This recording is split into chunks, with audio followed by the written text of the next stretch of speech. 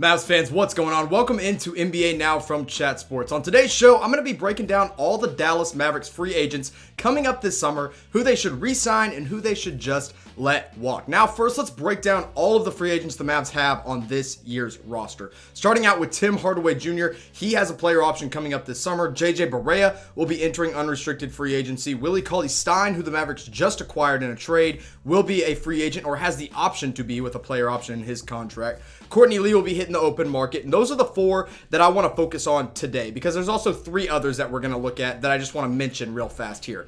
Michael Kidd-Gilchrist, Josh Reeves, and Antonius Cleveland. The reason I don't want to do a deep dive into any of these three is because we haven't seen a lot of MKG to really determine whether or not we should bring him back. Josh Reeves and Antonius Cleveland are on two-way contracts, so there's really not a lot to discuss there. So again, the four we'll be focusing on are Tim Hardaway Jr., JJ Barea, Cauley-Stein, and Courtney Lee. But before I get into a deeper dive into each of those players, I want to make sure you know about our partners over at Fanatics because they're hooking up Mavs fans with a sweet deal on this Luka Doncic t-shirt when you go to chatsports.com/Mavs4. When you enter that exact link, chatsports.com/Mavs4, you get 30% off this Luka Doncic t-shirt. The weather's getting nice outside again, so go get your t-shirt for 30% off with Fanatics.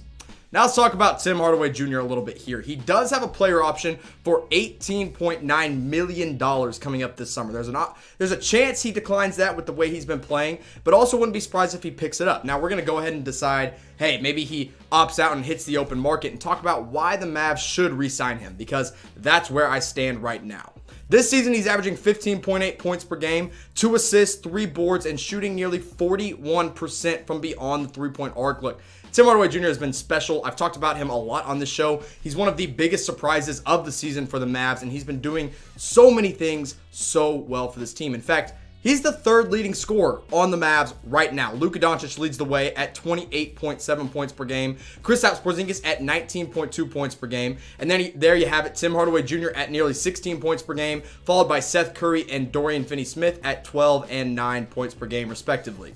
Now, when you look at let's say the Mavs don't want to re-sign him. Let's say his asking price is a little too high. He opts out and wants way more money than he actually deserves. Who in the world are they going to go get? Well, here are the potential shooting guards the Mavs could go pick up. Bogdan Bogdanovic of the Sacramento Kings right now. Now, he's a restricted free agent, so you're going to have to overpay for him. That's a tough get. DeMar DeRozan of the San Antonio Spurs has a player option. He might opt in. He might opt out. Even if he does opt out, I don't think that's a good fit for the Dallas Mavericks. Evan Fournier has a player option. I would love him in Dallas, but I think Tim Hardaway Jr. is already a better defender than him, so I'm kind of leaning more towards THJ over Fournier anyway. Joe Harris of the Brooklyn Nets, a guy that would be perfect on this team, a knockdown shooter. I do like that idea. And then you have Malik Beasley, a restricted free agent, a guy I wouldn't mind taking a swing on, but also might be tough to get because of that restricted free agent status. Now, I'm all in on bringing Tim Hardaway Jr. back next year. I want him back on the Mavs in the starting five at the 2 next to Luka Doncic. But who do you want at the starting 2-guard position? Let me know in the comment section below. This is for next year. So you got Luka at the 1. We can safely assume that. Who do you want at the 2? Let me know in the comment section below while you watch this YouTube ad.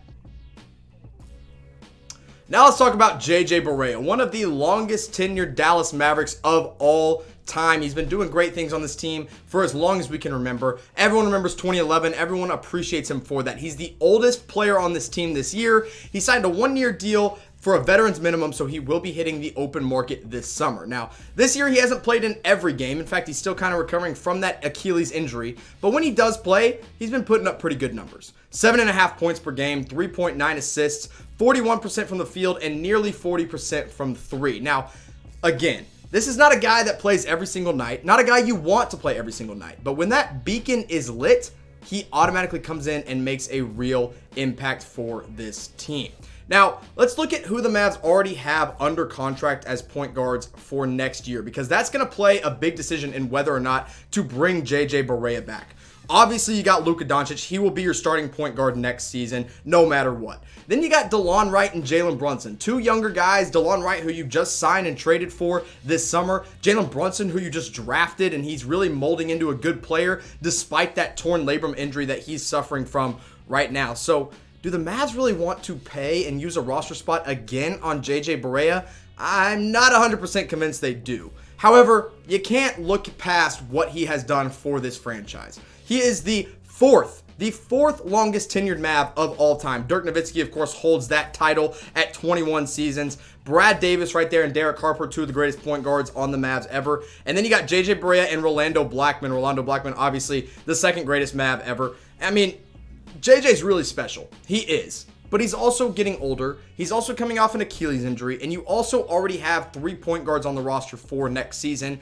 So it might be time to let JJ Barea walk. But how many more years do you want JJ Barea to play? Let me know in the comment section below. If it's 0, just type 0. Maybe you want him to play 1 more year. Like, I wouldn't be mad if the Mavs wanted to sign him for 1 more year if they really can't go and get anything better. But listen, he doesn't have as much to offer as he did 3, 4, 5 years ago. But he's still a special player for this Mavericks team. So maybe you want him to play a little bit longer. Let me know down below.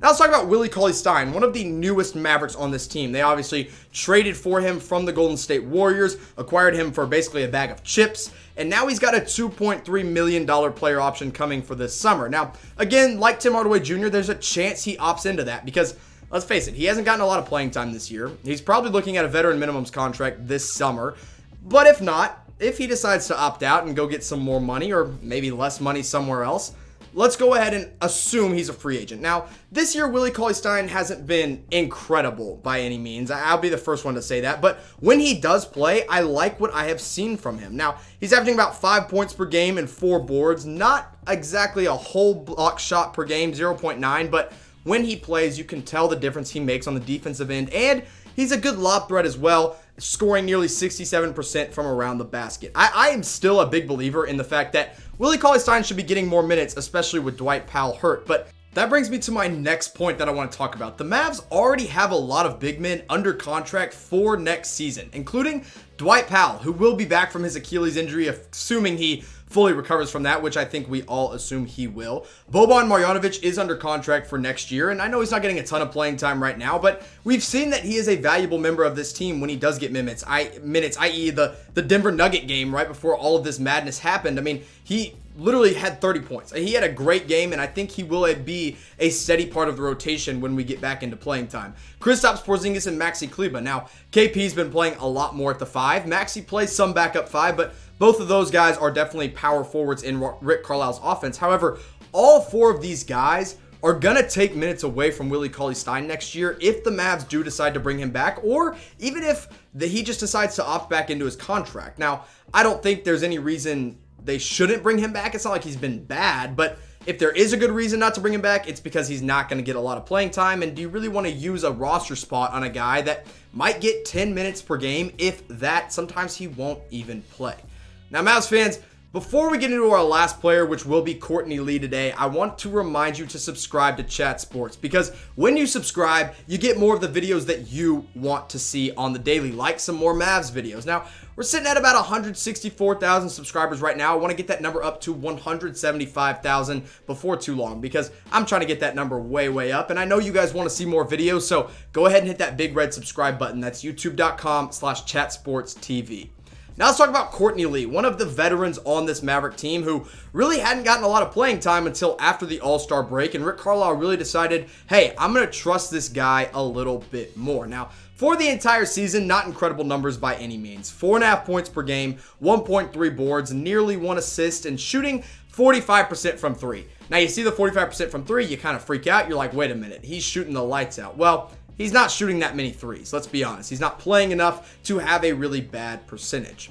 Now, before I get into why they should or shouldn't bring him back a little bit more, I want to remind you about our friends over at Fanatics, which are hooking you up with a 30% off deal on this Luka Doncic t-shirt when you go to chatsports.com/Mavs4. That's chatsports.com/Mavs4 to get 30% off this Luka Doncic Dallas Mavericks t-shirt. Now, go check it out at Fanatics. I already got one myself. You're going to want to get yourself one as well.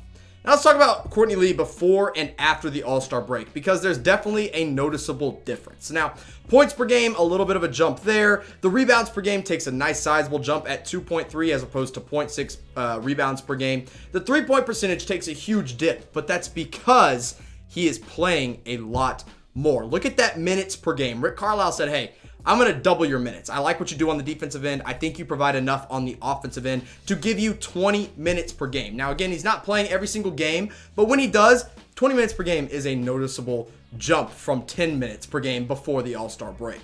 Now let's look at the oldest players on the Mavericks right now, because there's not a lot of old players. This is a very young team. JJ Barea at 35 years old, who we already talked about. Then it's Courtney Lee, who's 34 years old. Boban, 31. Seth is 29. And then Dwight Powell at 28 years old. So Courtney Lee is one of the true veterans on this Mavericks team. I think he's provided a lot of leadership in the locker room. I like what he's done on the defensive end. If he does come back, it'll be for a veteran's minimum. That is it. There's nothing more to give Courtney Lee. I like him enough to maybe offer him that at the end of the year, but I'm not sold on using that roster spot until we absolutely have to. In fact, I wouldn't even be mad if that roster spot got used on Ryan Broekhoff instead. We brought him back this summer, but maybe I'm crazy. So here's how we're going to end today's show. We're not talking about just Mavs free agents. We're talking about all of the free agents this upcoming summer. Who do you want to see the Dallas Mavericks go out and sign this summer to pair next to Luka Doncic and Kristaps Porzingis? Let me know in the comment section below. Thanks for watching, Mavs fans.